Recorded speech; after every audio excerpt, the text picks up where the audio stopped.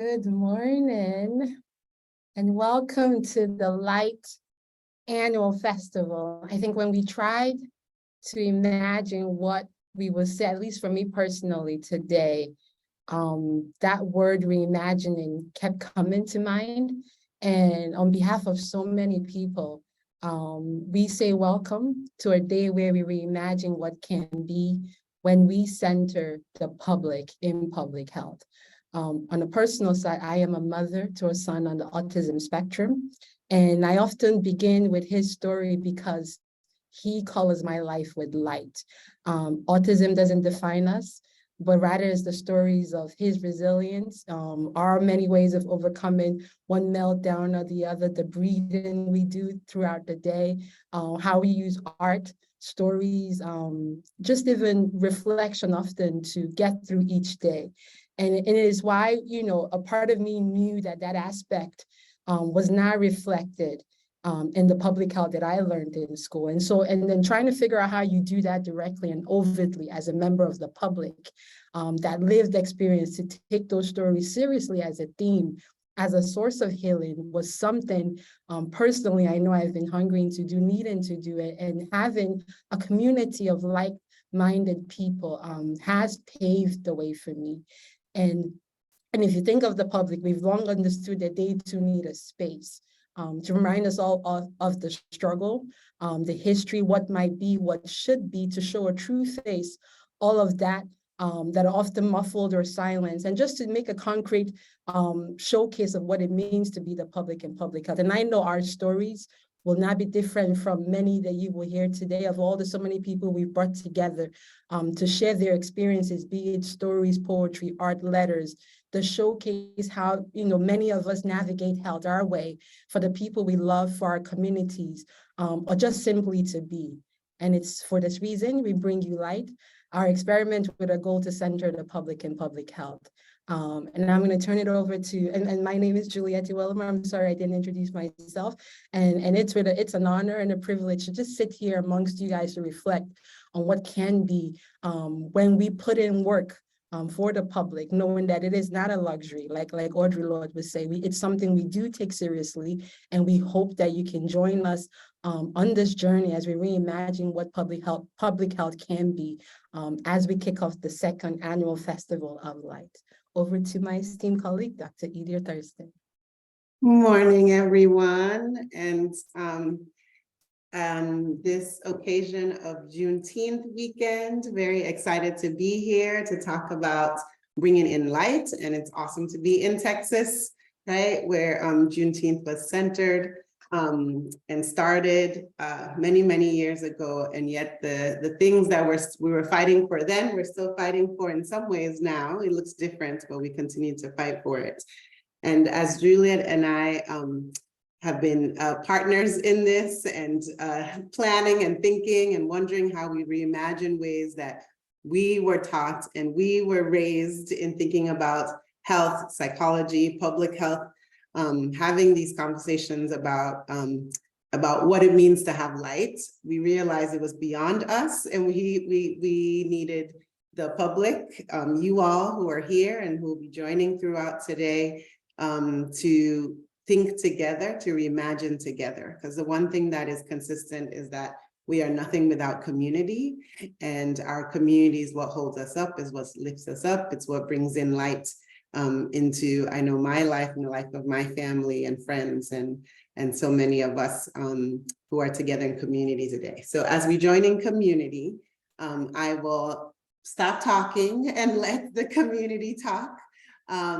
And so with that, it is my pleasure to introduce the amazing Aris Kian Brown, who is a Houstonian through and through, Houstonian enthusiast and student of abolitionists. Her poems are published with Button Poetry, West Branch, Obsidian Lit, the West Review, and lots of other places. She ranks #2 in the 2023 Women of the World Poetry Slam, and is the 2023 to 2025 Houston Poet Laureate. She received her MFA from the University of Houston as an Inprint C Cambor Fellow, and currently serves as the narrative, change, and media manager of Houston in Action. So please join me in welcoming Aris. Thank you so much for having me. I will read my poem, The Spiral Staircase. If healing is a spiral staircase, then I am sitting on the second step.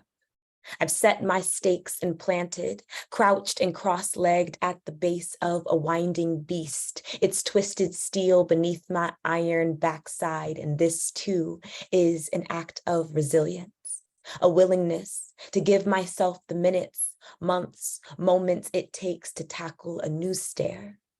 Yes, I've made escalators of my darkest days, found myself on floors I was unprepared to face. Oh, trapdoor morning, creak in the wood, my roommate asked again if I have eaten today, or which way I ran from the 10K of my racing thoughts. I've gotten too good at moving too fast. If healing is a highway, then I am stuck in traffic during rush hour in Houston, right before an Astros game. I placed my vehicle in park. I am not moved to honk or tailgate. I take my stillness in stride, stop and sigh on this concrete coaster, and this too is an act of self-care. Did you know I'm still learning my time is my own? That when a bone breaks, it begins to mend without me moving a muscle, that setting it well is a worthy celebration. I pray upon me a healing that paces itself, that does not ask for more than I am able, that whispers if it wants to, that shouts if it dares. I do not make light of my heaviest hours. I fear what my grief will take from me when it begins to sink into my stomach. My depression is often tied to my feet like a cinder block, dropped in the ocean of my afternoon and drowning my day with the weight of it. Some days I get tired of kicking, of treading water just to keep my chin above the surface. I want to say I was born a fighter, that at the time I was delivered, doctors say I took a deep breath and flooded myself. I entered this world teetering on the edge of it, overwhelmed, eager, but at the foot of the steps already making my way up. If healing is a spiral staircase or a bending road, or a ramp snaked around the entryway, then I am thankful for the threshold of my body that has taught me I have already begun the journey through. Oh, patchwork spirit, oh, beating heart, how you puzzle me still, how you pulse, spine, and breath me a pathway already in motion. See how ready we are, how staring up or out or through is preparation for healing in itself. Look, we've cleared a lifetime without a rush in sight. How good it is that there is no marathon awaiting us, no finish line, only versions of ourselves we get the pleasure to care for. Just the me I'll meet as I'm setting into place. Just another step. Thank you so much.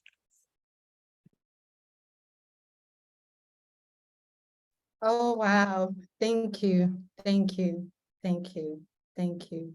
Thank you for sharing versions of yourself for us as we continue on this journey. It is a reminder that healing is a step and we can only do it in community. And so your voice to kick us off is the community we truly, truly, and oftentimes forget we deserve in public health. So thank you. Thank you. And so we're going to move over now to introduce Dr. Matifadza Hlatshwayo Davis.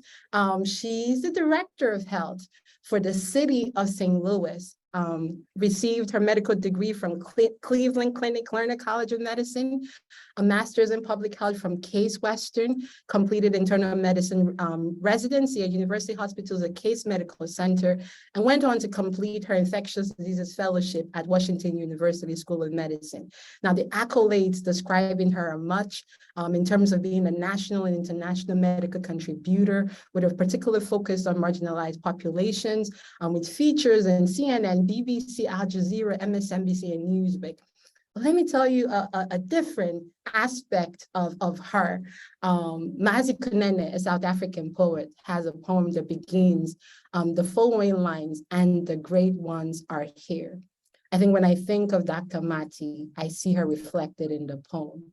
My 11-year-old daughter once described her as our public health hero, but these days I actually even see more than that. I see her as one of the great ones who has sat before fire with hands that have glowed in deep flame. Her face has been sculptured by smoke. Her eyes have wandered around such that her voice rises like humming bees in the middle of summer, in the middle of Juneteenth. Her voice rises and enters hearts and souls in need of light. Her voice sings a song that narrates why centering the public in public health matters. It is for this reason that the great ones are here. And we are so honored to have you, our great public health hero, kick us off with hints of why a field such as public health needs light. So help me welcome Dr. Mati, one of the great ones. How am I supposed to speak after that? I'm gonna need that clip. I need somebody to send me that clip. I think that so many times when we feel alone, so many times when we don't feel seen, so many times when we're so far from what centers us, and for me, home, right? Having lived there since I was 18 still, you know, you sometimes feel a little far from your center. You can forget who you are. And for a friend, a colleague, a leader, and disruptive innovator in the truest sense, to revolutionize in real time how we introduce speakers and bios. That's what I want from now on. Bump my little rooted in white supremacy bio template. This is how we should and must see each other. I am so thrilled to be here this morning. I have had a front row seat to Dr. Juliet's ascension, rooted in just an unapologetic passion and refusal to accept the status quo. It has been a sight to behold. And very selfishly, as a Black woman leader who feels very alone sometimes in the spaces I occupy, to see just right over there, look, right over there, the bestie, a mentor from afar, a Black woman, the melanin, the magic, the brilliance, right? The excellence. And I don't often get to be in classrooms anymore, but I think she should know and she should hear from me before I begin that watching your intentional leadership has been like I'm in a classroom, and it has sharpened me and inspired me to be better on behalf of the city. We salute you, we honor you, and can we just talk about this African leadership, Black woman magic? Is that what the kids do? This is the one, this is here today. So I'm really excited to be here. I'm gonna share screen. I'm gonna take a little bit of time today to share with you a little bit of my passion in this space. I took this job in October of 2000 and, are my slides visible? I took this job in October of 2021, and it wasn't a given. You know, I was coming from a really broken and disheartening place. Coming out of academia, I wasn't clear on my pathway because I'd never seen it. There weren't a lot of people telling me that I could, and I had forgotten a little bit that I could. And then community leaders started to call me, and they said, there's a new mayor, as you know, and she's looking for a new director of health. We would love for you to apply. And it was phone call after phone call. And that's how I even knew about the job, right? So I was quite literally sponsored by community leaders who approached me about this position. And so it wasn't a given because it's not something I sought out. And I remember that it was so important for me to understand that the mayor's priorities and mine were in alignment, right? And that she understood who I was and what my leadership was about in this space. Because after the trauma I experienced leaving academia, I would no longer dilute down who I was as a leader. And I needed to know that that was going to be accepted in this space. And so I'm really excited to talk to you today about modernizing the message of public health. But it's hard to encapsulate in a short title what you're trying to talk about. I think what I'm trying to talk about is being your authentic self in the spaces that you're called to be in. That's what this presentation will represent, because it's so much about what I admire about the disruptive innovation that Dr. Juliet and her incredible team have brought to the city and to the nation in the work that they do. So I believe that you need to know why the person that's speaking to you is speaking to you. So I'm going to tell you a little bit about my story. I was born and raised in Harare, Zimbabwe. I'm the daughter of Masha Cannon, formerly known as Masha Mubika, the heroine of my story. I am the daughter of Comrade Mao, Gaylord Themba Hlatshwayo. My father plucked from his village at the age of 11 to fight for his country. My country was a former British colony, formerly known as Rhodesia, and at the time they were rallying up to fight the British, our colonizers, for the country's independence. But we didn't have the artillery, you know, the same story that you saw across the world when people were trying to free themselves from the shackles of colonialism. And so they partnered with the Chinese, and the Chinese gave them war names. So my father, many people don't even know my father's given name because he's known as Comrade Mao, after Mao Zedong. And so he lost his childhood to train guerrilla warfare to free his people. And our country gained independence in 1980. I joined the world in 1982. One of my favorite pictures of my mother is of her standing in front of an airplane because she was the first Black female flight attendant for the newly independent Zimbabwe, for Air Zimbabwe, because, you know, Black people weren't allowed to work in mainstream industry during colonial times. So this would have been our first opportunity to work for the Air Force. It gave a poor woman the opportunity to travel the globe. And so even though I was born into what other metrics would call poor by high income country standards, lived a very rich life, was able to travel the world with my mother. And she, when her and my father divorced when I was 4, my father, now a war veteran, who was never given the tools to assimilate into culture. He was fighting for his country from the age of 12, right? And so their marriage never stood a chance, but their love was very pure. And so my father ended up passing away at the age of 15, and he wasn't a very present father. He didn't know how to be. He was a war veteran with a lot of trauma, and wasn't able really to assimilate or learn how to be a husband, learn how to be a father, but such a beautiful human at his core. Every person I meet, even now at the age of 41, tells me what an incredible man my father was. So that was the seed planted for medicine. I had so much trauma and guilt around the lack of relationship I had with my father. He died suddenly before I was able to say goodbye, suddenly for us, but he hid a long-term diagnosis of terminal cancer, end-stage diabetes, and of course, a lot of trauma from being a war veteran. So we never got the chance to say goodbye to him. And so that planted the seed for medicine for me. Medicine was about less an academic construct for me. It was the hope that the person who had been at my father's bedside had loved him, had nurtured him, had given him peace, had taken away pain at his end days, because he did not have his family with him when he died overseas, as at that time an ambassador for our country overseas. The second really big event in my life was the death of a matriarch in our tribe. Many African tribes celebrate funerals as celebratory events. In my culture, they're week-long events. People come together. It's kind of like a family reunion, but they're joyful celebrations of life.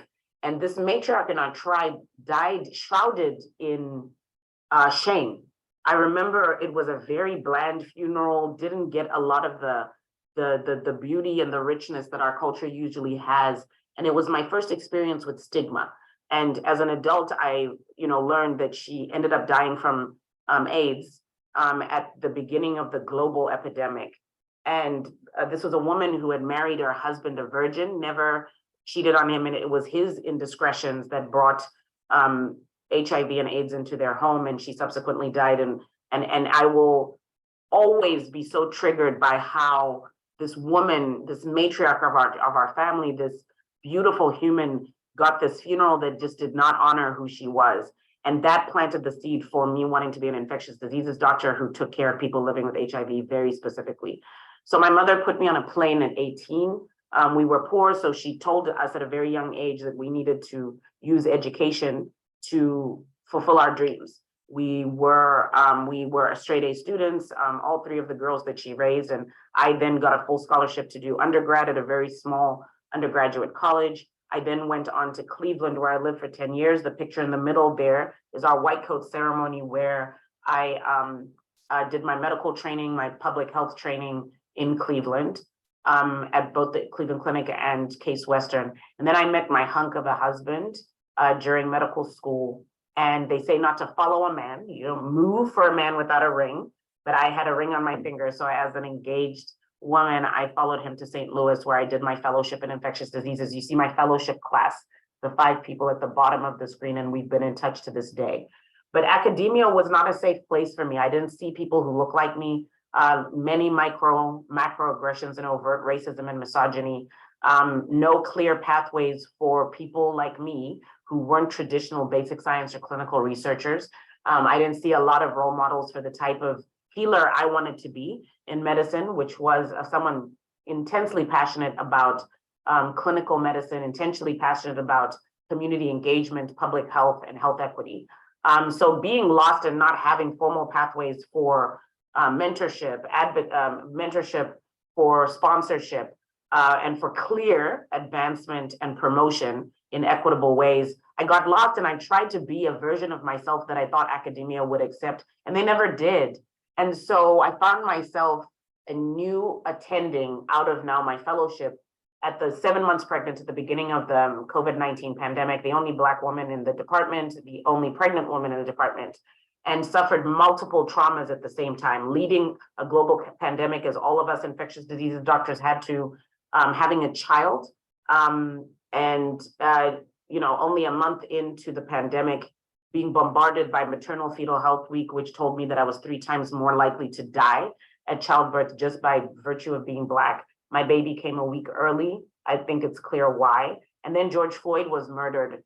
And I couldn't even watch the video for over 2 weeks because I was breastfeeding every 2 hours. I had a newborn in lockdown, a 3-year-old in the house, no help. My mother couldn't come. From those of you from African cultures, you know that's a big part of our birthing stories as our mothers being with us, and she couldn't be there because the world was on lockdown, and my husband and I were alone figuring it out. And then I finally, at 11 o'clock one night after breastfeeding my child, put her in the bassinet. My husband was snoring next to me, and I watched the video of this Black man being murdered in broad daylight, crying out for his mother. So the acute and chronic trauma that I experienced in that moment became the fuel to finally let go of the shackles of trying to be something I wasn't in academia, and to follow my passions and my light, trust who I was, be unapologetically who I was. So I came out of maternity leave and became fiercely embedded in the community, gave over 60 talks within a few years during fellowship and my attending period, became the co-chair of the Fast Track Cities Initiative, but became a known person. Nobody cared about it in academic hallways. It didn't factor into my evaluations, but I built a name, and more importantly, relationship with the community that I loved and that I served for the purpose of serving. And so that built my profile. Like my career skyrocketed during COVID. Small news networks, I stopped having imposter syndrome and punting when they came and asked for an infectious diseases doctor to old white men in my division. And I became the representation I didn't see in COVID. I mean, we turned on the news and it was old white men speaking to COVID, very few people in infectious diseases besides Dr. Fauci. And so this Black woman immigrant and infectious diseases specialist became that voice and that representation. Unapologetically wore prints after producers told me you're supposed to wear pastels and mute your hair. Wore my fro, wore Bantu knots on global media, and became the representation, like I said, that I did not see. And then when the mayor called, I became the director of health for the city of St. Louis. And so at the time, I didn't have the luxury of COVID versus non-COVID priorities. We were a year and a half into a global epidemic. we didn't have a pediatric rollout yet in the city, and Omicron, the biggest surge in the history of the pandemic, was a month away. But we had forgotten the rest of public health. We had completely put aside people's blood pressure, people's sexual health, people's diabetes medications, right? People were just, everything was getting worse in real time. And on top of that, we were suffering one of the worst mental health crises in the history of our country, which got exacerbated by what the Surgeon General now is calling out as a public health crisis in this disease of loneliness, right? We shut people down, we put people away. And if you didn't have a partner or a child with you, what of the single people who are alone in apartments, right? So the state of mental health in America was at its worst possible period. Mental Health America, a national leading nonprofit dedicated to the promotion of mental health, ranks the state that I was now becoming a public health leader in 44th out of 50 for mental health for adults, meaning that our state has significantly higher prevalence of mental illness and lower rates of access to care. Of the 7 measurements that factor into ranking number 2 is adults with substance use disorders in the past year. So we were dealing with crises upon crisis right here in where I was about to lead. I want to talk to you about a couple of things in public health that were happening so that it can frame my approach to have to be a different type of leader, to needing to be the leader that was needed in really touching people, because my frustration with academia and what they should have been smart enough to retain me is that while you need a lot of researchers, and that's brilliant and it brings dollars, what is the use of that research if you can't get everyday people to do the things that that research informs you to do? And if they have valid mistrust and distrust because you represent the very institutions that have quite literally abandoned them, abused them in real time, why should they listen, right? So you need folks like me who are the trusted messengers, right? Who have the trusted resources, and who are the leaders that I believe do the implementation arm of public health. You need us in real time, but you don't invest in us, right? And so it wasn't just COVID we were contending with. We were contending with this mental health crisis here in the city.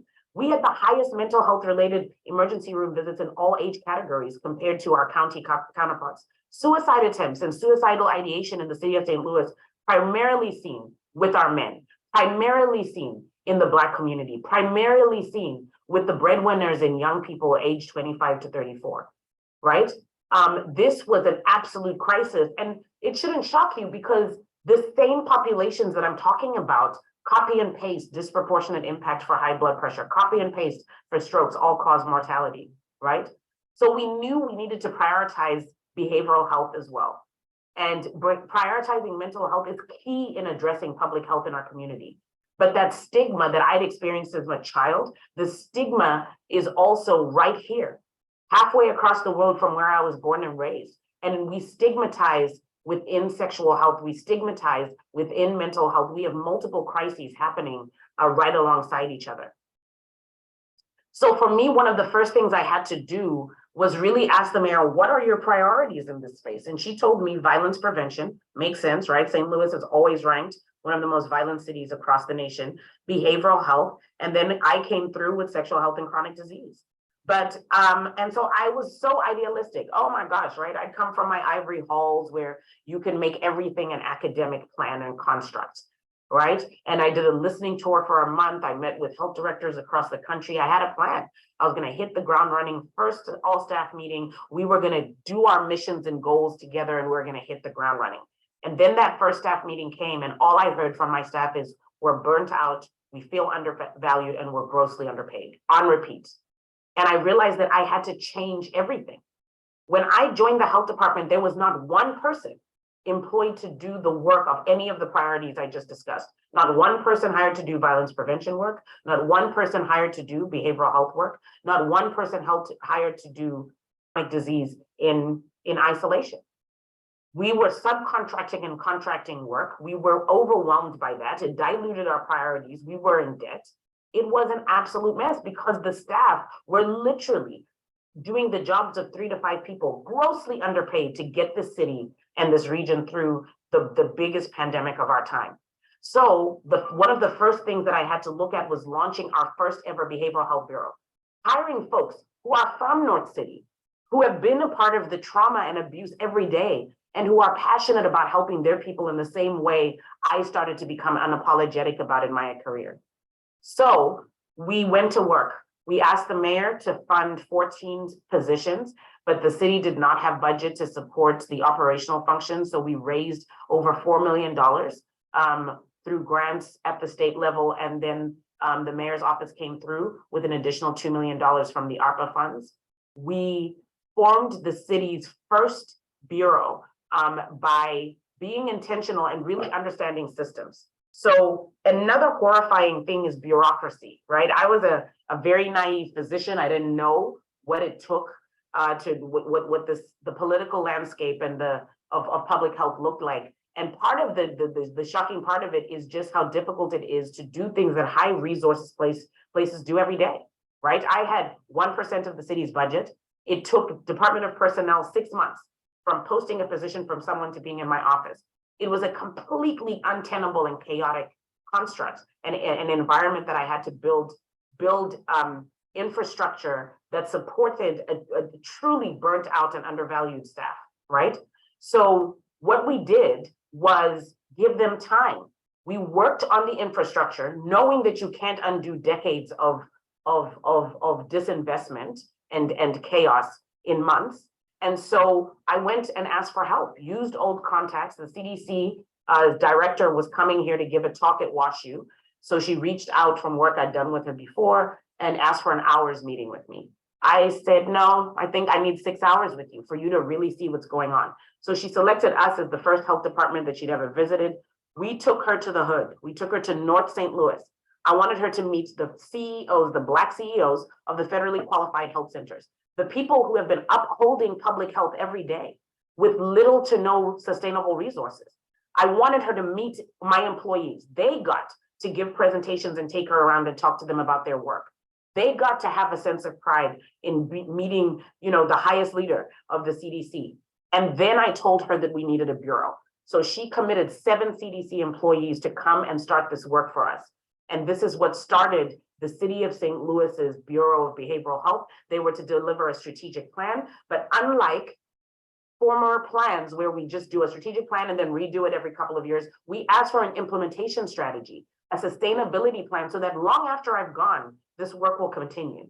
We added a health equity tool that we asked as a deliverable, and then we wanted a data dashboard, right? He's so tired of hearing me say this about him, but I'll never stop. Dr. Corey Bradley always has said before, data is justice. And it's only justice if it's informed by the very communities we serve, right? And then if it's used to serve those very communities. And so we went to work. I had 2 epidemiologists when I joined. I grew out that team to 10. The CDC came in and they have just finished the 1-year contract and have delivered on all of this. They have formed a health opioid and substance use task force, a collaborative, community engaged, community participatory cross systems approach to combat the impact of substance abuse on families. Instead of talking to community, we went to them and asked them what they need from us in behavioral health, right? We completed a comprehensive Narcan project to position our people to be in community. And because I had no clinical arm, right? There's been so much disinvestment in our health department that we don't even have clinical services. I went to the mayor and asked for ARPA funding to buy 2 brand new mobile vans that we have wrapped with all of our messaging and our branding, and that we will then take behavioral health and all of our public health priorities into community. We will come to you in North St. Louis. We will come to you in South St. Louis. You will not have to figure out 3 methods of transport to come to one of our meetings, as I heard one woman tell me. Thank you so much for doing this today. It took me, I had to walk to the bus stop, take a bus to another bus, take that bus to the train, and then walk 3 blocks to be here today. So we must innovate around how to dismantle those social and structural determinants of health in real time. And that's what we'll be doing as well. And then because data is justice, we're intentional about a forward-facing, accessible data dashboard that addresses the low health literacy, but gives people data in real time to inform our programs moving forward. Their work was informed by community. So over 100 meetings with community organizations that have been doing this work way before I came. So we honor their service, we honor their work, and we asked them, where do you want us placed to support the work? And they said, show us the money and help us to coordinate because we're in silos. They gave us our objectives. They made clear, and it was so good that I was in alignment with my community. Why? Because I've been embedded in this community. This is the community that asked me to take this job. And we both were in alignment about equity being at the center of the rest of these objectives in our strategic plan. Community support services, safety and resiliency is what they told us. Recovery efforts, they want healing treatment. They want us to be rooted in harm reduction. They want us to center grassroots organizations with a bidirectional understanding of the link between social and structural determinants of health, right? They understand that this work doesn't move forward without policy and government. And they want us to work on prevention. But another way that I have been so intentional about my leadership, though, is to be present, right? My job is highly administrative. You see me sitting in my office right now with fancy degrees and a flag behind me. I have mounds of paperwork that I have to sign, meetings all day on Zoom, but I make sure that I'm in community. When the CEO of one of our oldest federally qualified health center, whose legacy is astounding, started by his mother, a nurse, back in the 1960s, unheard of, started her own business and her own federally qualified health center. And now it's part of the legacy of his family. And now that since his mother has passed, he is now the CEO. They opened their own behavioral health center. So I showed up, and out of respect for him, I showed up with my mother, right? Because I know my leaders, I know my partners, I know their families, I know what's important to them. And he asked me to speak out of that sense of respect. Spent the day there, spoke to the staff, linked his staff with my staff. We have to be present in community as leaders. It is what Dr. Julian and I have so much in common, right? This is disruptive innovation in leadership. It then meant that when it was time for him to have his first ever all-staff meeting since the pandemic, who did he call? He called on me, his friend. You see a very similar slide that you saw earlier today. And I was the person that he asked to come and speak to his staff.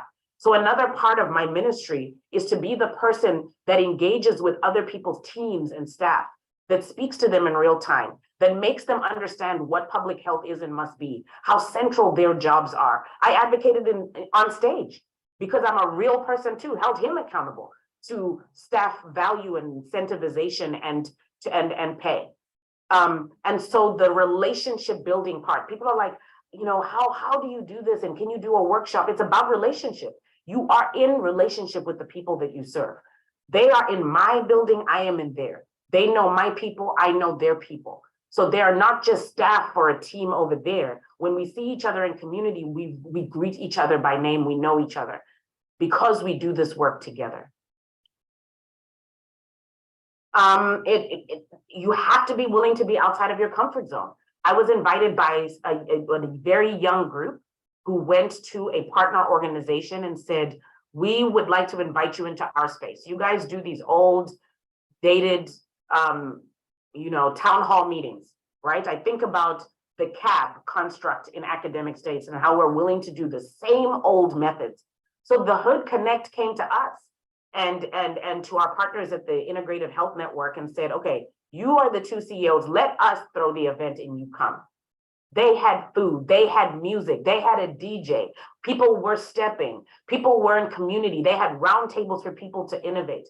They put information that was accessible on tables for people to be able to touch and then discuss in real time. And then we came on a mic, completely deconstructed the traditional town hall meeting or a Zoom meeting, where people come and it's not accessible to all, but you don't get to be in communion. We got to talk and answer questions in real time, in real ways, using real language. And then after that, we kicked it and had drinks and danced. My pastor was there. We have to meet the community in the way that they want to meet us. And so we're being more accessible in our approach. And again, as a leader, I have to show up. Community outreach is so central to the way that we do business here, right? So again, grew my epidemiologist from 2 to 10. Then I realized that I had to grow my communications hub. We had 2 public information officers who did everything: press conferences, press releases, town halls, social media. They were burnt out. So we're building out a bureau. We have a team of 4 now, about to hire a 5th person. We increased social media engagement by 300% in our first 3 months. So again, I don't have the biggest health department in the state. Mine is one that people had actually forgotten about because we, like I told you earlier, we don't have clinical services. But I can become the strongest in communications. I can make sure that people are trained on workshops, and we bring young people in now to do our social media. Now, people are coming to us. We get the most streams, we are getting the most likes, and we are setting the tone for how other health departments communicate in real time. And we made connections within community. One thing about me is I know where my expertise ends and where we need to lead into partners in the community. So we did go to CASA and the International Institute because I knew we had a blind spot with our migrant and immigrant community as well. We don't ask people to come to 1520 Market Street downtown where it's impossible to get parking and where they're traumatized by government buildings that have been a part of the racist and xenophobic interactions within their communities and within their families. So we go to their town halls. And then I have staff. My workforce was depleted. Do you know we lost 38,000 people at the end of 2021 in public health? So I had to be intentional about finding organizations that would volunteer. Many of the people that you're looking at in the pictures before, these are volunteers that work alongside my staff to bring healing and education and vaccinations during COVID-19.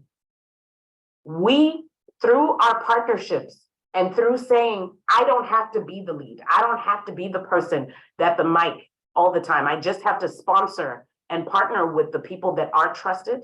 95% of all persons in the Latinx community got the first dose of a COVID-19 vaccine. It's unheard of. President Biden cited our program as one of the most innovative and successful programs for COVID-19. But I have a staff of 5th the size of what they should be. With all of the challenges I told you about at the beginning, you can still be impactful if you lean into what your calling is, be unapologetic but intentionally disruptive. One of my favorite projects was hiring a dynamic, brilliant Black queer man to head our Ending the HIV Epidemics. He has revolutionized. We have a new website for our health stop. We had a little clinic when I joined that does STI testing. No one was coming. We weren't getting more than 15 people a week. This young man came in and said, you are in the dark ages. You don't understand what young people need in this space. We developed the first ever health stop website. Beautiful, fresh, unapologetic, anti-stigmatizing, in community, partnering with other young organizations, something I could never do with my little 42-year-old auntie self. And again, hired a dedicated person to deal with social media and to get us local, to get resources into communities with our partner. When MPOX hit, I didn't rush into a plan. I invited 42 LGBTQIA+ leaders in the city of St. Louis for a 2.5-hour meeting, closed meeting, where I listened. And I heard them tell me how disappointed they were with the national conversations, how stigmatizing it was. Had we learned nothing from HIV? Had we learned nothing from COVID that we were still currently in? So we were able to get that informed, partnered communication to be reflected in a national campaign that has been used by over 15 other health departments that we spearheaded right here in St. Louis with anti-stigmatizing language, intentional to help the community that was disproportionately affected and empower them, but not shame them, not make this about them in ways that are completely disrespectful and inappropriate. We're still learning and we're not perfect, but we try. And I'll end with this slide because I'd really love to have time for questions and community and comments and to learn more from you too. But again, I had to be present. I had to reach out to an urban radio station, and I make sure I'm on there every Tuesday at 9 with DJ Tab and the Streets 105.1 crew to talk to the community, answer questions, and teach in real time, right? We started a monthly report, newsletter style, but we increase health literacy by making it simple, but bringing public health to community. We use it as a form of accountability. Strategically, I use it as a tool to increase support and funding for public health, right? I put metrics in there, KPIs, things that our department had never seen. But I also make it so even someone who wasn't fortunate enough and given the opportunity enough to finish a high school education can really follow along and understand what's going on. So one of the first pages is, what are the high impact items? What are the 3 things going on in public health in your city this week? And we put it in bullet style points with really beautiful graphics as well, right? And now we give the first ever annual report, but we call it an impact report. And again, we make it accessible. So I'm gonna stop here and say that for me, it has been so exciting to be sponsored by a leader in my mayor who allows me to be my authentic self. It's not perfect. I do not believe that I'm supported through funding and through policy the way I need to. There is a fundamental misunderstanding of how public health is and must be the cornerstone of our society. A lot of research that links that to a thriving economy. So to be 1% of the city's budget is absolutely unacceptable, right? But at the same time, I am allowed to be the leader that I should have been allowed to be when I was struggling, when I should have been allowed to be in the ivory halls. But now I'm sitting here firmly planted in my purpose, being the leader that the city needs because I'm allowed to be my authentic self. This is the light. This is what light has been for me. It has been difficult. I've needed counseling. I have gained weight. I have been anxious. I have been depressed, but I have been joyful. I have been impactful. And I get to share and be in community with folks like Dr. Juliet. And so I am proud and honored to be able to live in my calling every single day. Thank you so much. And happy to take questions at this time. Thank you so much. I see Dr. Corey Bradley has his hand raised. Do you want to unmute yourself and ask your question?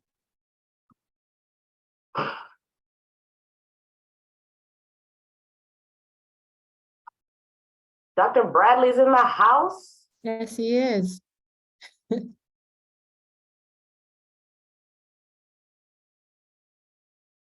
Oh, he's having trouble unmuting. Maybe someone can No assist. worries. Hello, There Oh, you there go. he is. Come on. Hi.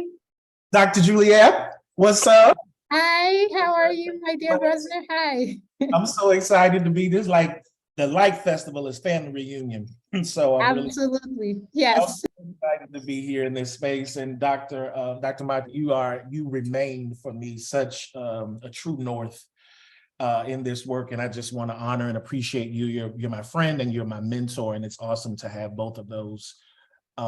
So one of the things that I think is a hallmark of your leadership that I've observed is that you have taken so seriously capacity building and taking it just from beyond an organizational perspective, but all from micro levels to very macro levels. And I've heard you talk about the challenge that you've had even in bringing folks onto the Department of Health to do public health work that are from the city.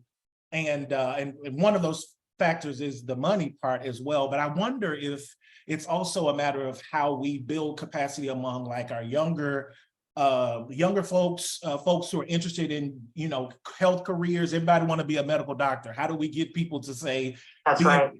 is as important as being a community health worker if that's where your passion is? And it's so appropriate because Dr. Juliet is here and she's got a program, the STAR program, where they're working with young scholars or early scholars in HIV research. And I just wanted to know if you've thought about that.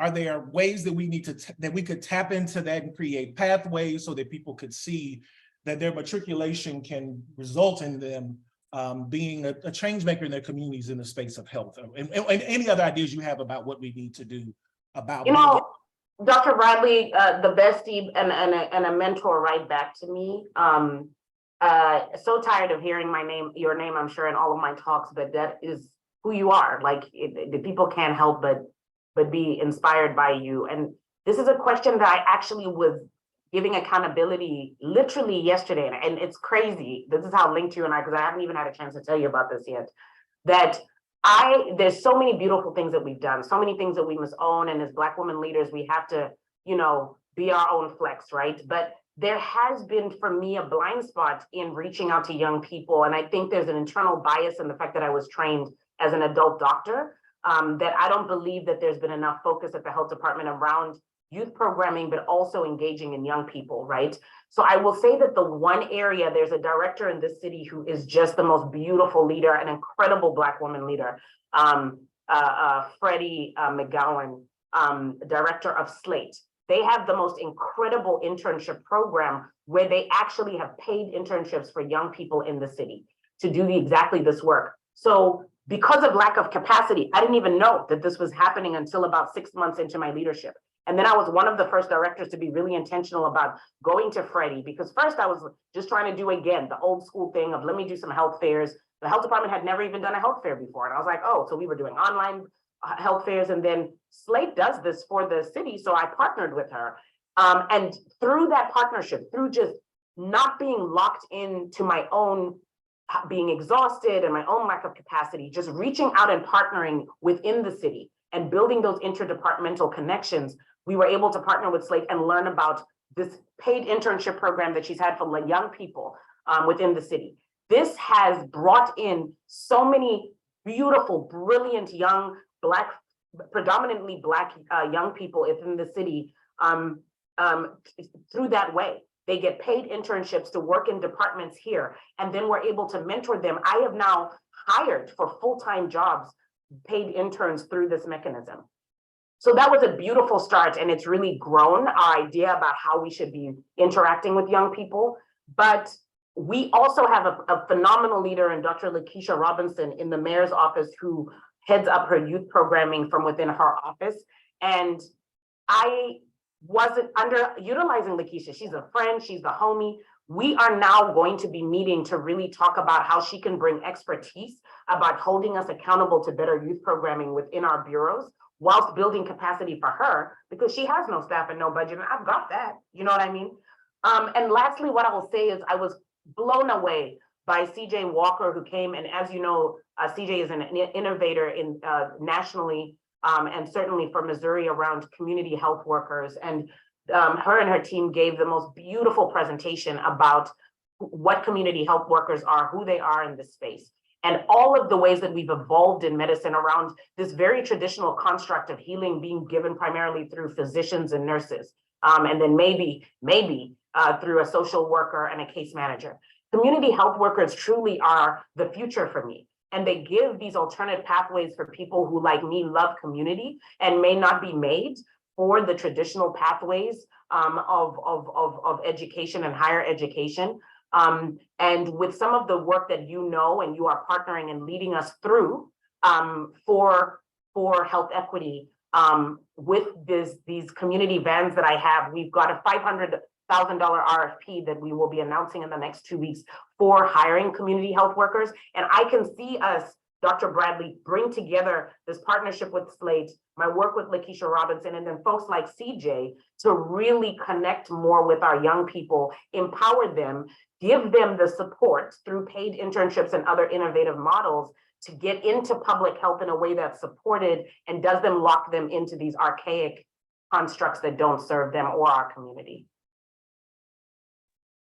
With that, I want to say a big thank you. When I said the great ones are here, you guys understand it now. She is truly living out her name. I sometimes usually tell people the meaning of your name. Can you share it? I beg your pardon, the meaning of my name. So my name is Matifadza, which literally means you have made us happy or joy. And then what's interesting is my father didn't know if he was going to have a boy or a girl. He assumed he was getting a boy. And then I came unexpectedly, but joyfully. And so he wanted to give me his name. And my father's born name is Gaylord. So he named me Gail as my middle name. And when you look up the meaning of Gail, Gail means source of joy. So I believe that was always my birthright and my calling. As you know, African names, meanings are central to them. So both my names mean joy. And I take great pride in that. I love that. No, and every time you tell that story, I'm reminded of the fact that we do need joy in public health. And I hope that, you know, your speech today, everything you shared, is the joy we take to this field. And remember her, she is the great ones. I have called it. She will always be one of the great ones. And public health is so grateful to have your leadership at this time. Thank you. Thank you, the source of our joy. Thank you. Thank you. I believe I turn it over to Alexis for the next maybe directions on where people head next. Are you able to join? If she's on. But either way, I think you're supposed to take a break, but then head to the next sessions. It's a packed day. So many brilliant people are here to share how they're reimagining public health as we know it, beyond the four walls of academia, and truly to center the public in public health. So thank you, all of you, so much. And we'll share that short clip, like you said in the beginning, Dr. Mati. We will. Thank you.